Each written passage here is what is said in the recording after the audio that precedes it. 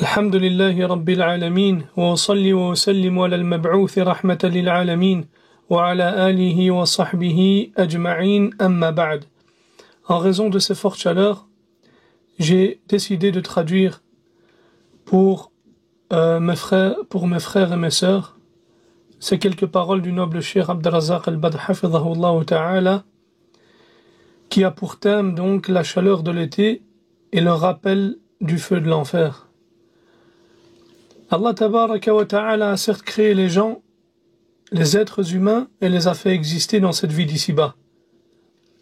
Cette vie d'ici-bas qu'il a faite comme un terrain d'épreuve et de test, une demeure d'actes, d'obéissance et de rapprochement d'Allah tabaraka wa ta'ala. Il a fait de cette vie d'ici-bas une demeure éphémère et passagère, et a fait en sorte que les gens y sont de passage, pour ensuite aller vers la demeure éternelle. Dans cette demeure éternelle, Allah tabaraka wa ta'ala a préparé sa récompense et son paradis pour ceux qui lui ont obéi, et son châtiment pour ceux qui lui ont désobéi. Et l'intelligent, c'est celui qui se remet en question et qui œuvre pour ce qui vient après la mort, tandis que l'incapable, c'est celui qui laisse son âme suivre ses passions et vivant sur l'espérance du pardon d'Allah. Et l'au-delà est certes la demeure de la rétribution. Il y a dans celle-ci le paradis et l'enfer. Il y a les délices et les châtiments. Et Allah tabaraka wa ta'ala a préparé les délices pour les obéissants et le châtiment pour les désobéissants et les négligents. Et fait partie de son bienfait et de sa sagesse le fait qu'il a placé dans ce bas monde des signes pour ce qu'il a préparé dans l'au-delà. Et l'être humain traverse ici-bas des joies et des douleurs, des bienfaits et des épreuves, des grâces et des malheurs. Ce qu'il vit comme bienfait lui rappelle les délices de l'au-delà, et ce qu'il ressent et vit comme douleur lui rappelle les douleurs de l'au-delà.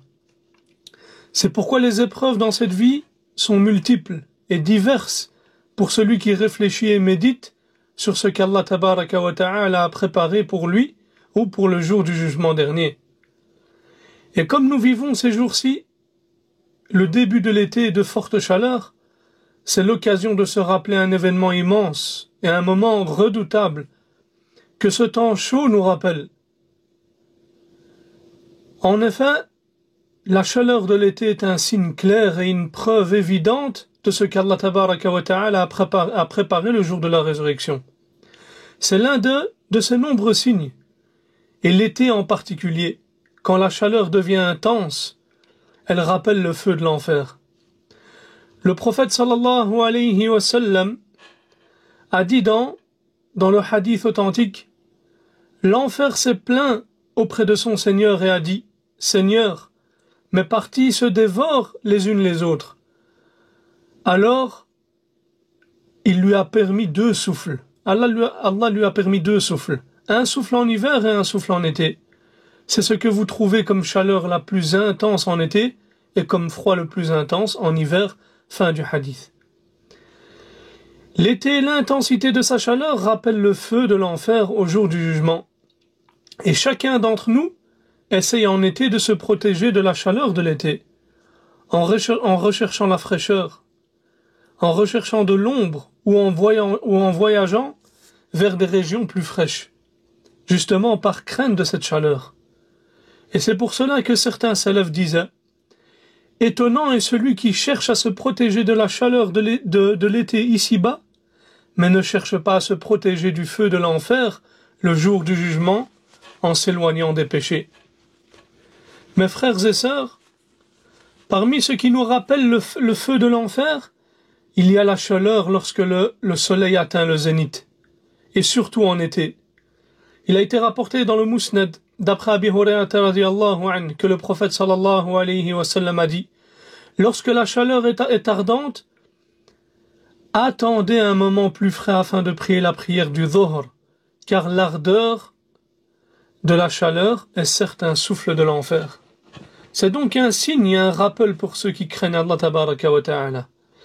Et parmi les pieux prédécesseurs, certains, lorsqu'ils sortaient de la prière du Jumu'ah, en pleine chaleur, il se rappelait le moment où les gens se disperseront le jour du jugement.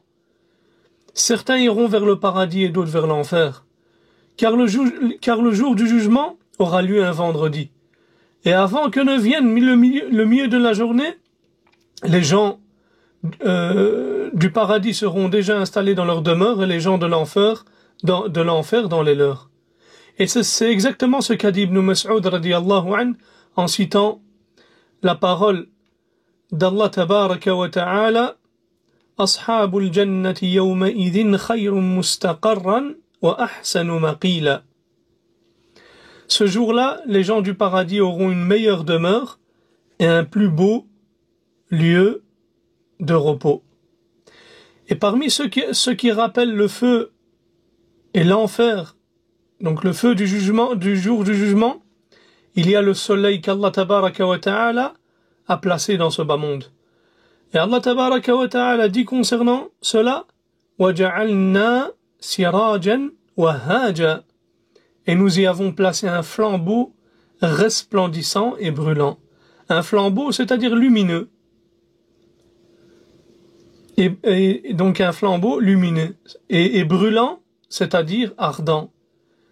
La chaleur du soleil, ikhwa wa akhawat, nous rappelle la chaleur du feu au jour de la résurrection. Elle nous rappelle aussi ce qui se passera lorsque le soleil s'approchera des créatures le jour du jugement dernier. Jour où les gens seront debout sur une terre plate, sans ombre, sans abri ni refuge, sauf ceux qui seront couverts par Allah tabaraka wa ta'ala dans son ombre, le jour où il n'y aura pas d'autre ombre que son ombre tabaraka wa ta'ala. Et ce qui est voulu ici par l'ombre dans le hadith, c'est l'ombre du trône, comme l'ont mentionné les savants. Et parmi ceux qui rappellent le feu également, il y a ces phénomènes inhabituels dans cette vie d'ici-bas, comme la foudre destructrice, les vents dévastateurs, les tempêtes violentes ou les volcans en éruption. Tous ces événements nous rappellent le feu du jour de la résurrection. Allah tabaraka wa ta'ala dit dans le Coran: وَيُرْسِلُ الصَّوَاعِقَ فَيُصِيبُ بِهَا مَن يَشَاءُ. Et il lance la foudre qui frappe qui il veut. Et il dit aussi tabaraka wa ta'ala: فَأَصَابَهَا إِعْصَارٌ فِيهِ نَارٌ فَاحْتَرَقَتْ. Qu'un tourbillon de feu s'abatte sur son verger et le brûle. Et les versets dans ce sens sont très nombreux. Et parmi ce qui rappelle également aussi le feu de l'au-delà, il y a ce que subit le fils de Adam ici-bas. Il est rapporté dans les Sunan de Ibn Majah dans un hadith authentique d'après Abi Hurayrata radiyallahu anhu que le prophète sallallahu alayhi wa sallam a dit: la fièvre est une bouffée de chaleur de l'enfer, faites-la baisser avec de l'eau. Ainsi, il convient au croyant, lorsqu'il est touché par la fièvre, de la considérer comme une expiation de ses péchés, une purification et un moyen d'élévation auprès d'Allah tabaraka wa ta'ala. Parmi ceux qui rappellent également le feu du jour du jugement, c'est le feu que nous avons ici dans ce bas monde. Allah tabaraka wa ta'ala dit dans le Coran: نَحْنُ جَعَلْنَاهَا تَذْكِرَةً وَمَتَاعًا لِلْمُقْوِينَ. Nous avons fait du feu d'ici-bas un rappel du feu de l'enfer et une chose utile pour les voyageurs, c'est-à-dire un rappel pour les gens de ce feu qu'Allah tabaraka wa ta'ala a préparé le jour dernier. Et le prophète sallallahu alayhi wa sallam a dit dans un hadith authentique: votre feu, c'est-à-dire ici-bas, est l'une des 70 parties du feu de l'enfer. Et qu'Allah tabaraka wa ta'ala nous préserve du feu de l'enfer.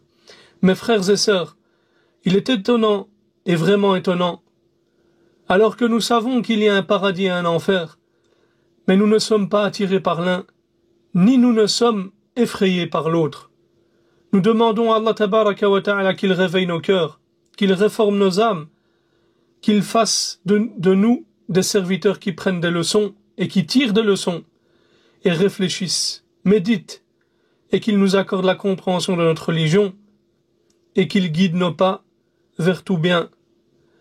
Et si on réfléchit sincèrement et attentivement, on comprend que nos corps faibles ne peuvent pas supporter le feu le jour du jugement.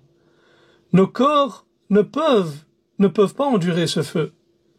Et il faut que chacun d'entre nous mettent une protection entre lui et ce feu. Comme Allah tabaraka wa ta'ala dit dans le Coran, Ya ayyuhalladhina amanu qu anfusakum wa ahlikum nara. Ô vous qui avez cru, préservez vos personnes et vos familles d'un feu dont le combustible sera les gens et les pierres. Surveillés par des anges rudes, durs, ne désobéissant jamais à Allah en ce qu'il leur commande et faisant strictement ce qu'on leur ordonne. Et Allah tabaraka wa ta'ala dit également dans le Coran, ليس بأمانيكم ولا أماني أهل الكتاب من يعمل سوءا يجز به. La rétribution d'Allah ne dépend ni de vos souhaits, ni de ceux des gens du livre. Quiconque fait le mal sera rétribué en conséquence. Et l'un des pieux prédécesseurs a médité sur cette affaire immense, et il a dit une parole grandiose. Nous avons certes réfléchi à cette question, et nous avons trouvé que patienter sur l'obéissance à Allah ici-bas est plus facile que de patienter face au feu de l'enfer le jour du jugement.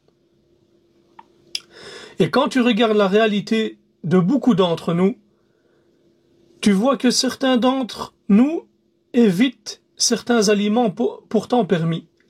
Naam, on voit parmi les frères et sœurs qui évitent des aliments qui sont pourtant des aliments que l'on peut manger, qu'il est permis de manger.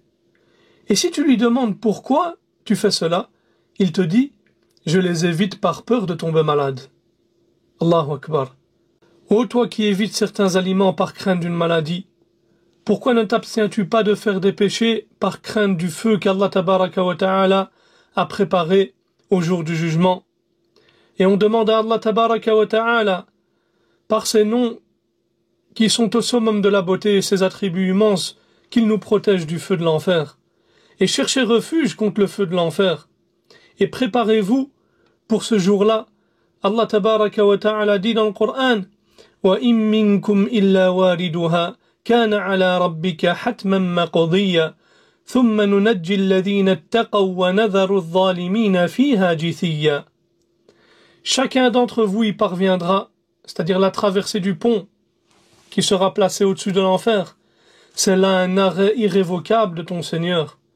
Nous sauverons ceux qui nous auront craint, nous y abandonnerons les transgresseurs agenouillés.